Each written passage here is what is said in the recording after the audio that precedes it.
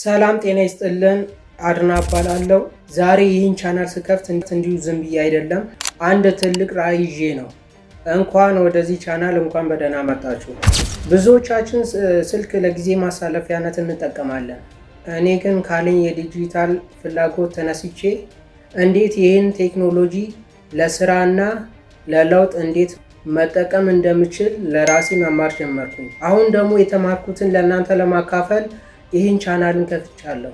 በዚህ ቻናል ስለ ሶሻል ሚዲያ አጠቃቀም፣ በኢንተርኔት ስለሚሰሩ ስራዎች እና ስለ ዲጂታል ማርኬቲንግ እና ራስን ስለመለወጥ ስለ ዲጂታል ማርኬቲንግ የምናውቀውን ሁሉ በተግባር እናሳያችኋለን።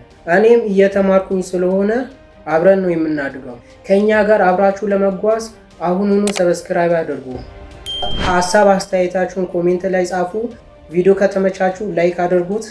በቀጣይ ቪዲዮ በስልካችሁ ብቻ መስራት የምትችሏቸውን ስራዎች ይዤላችሁ እመጣለሁ። አብራችሁ ስለሆናችሁ አመሰግናለሁ።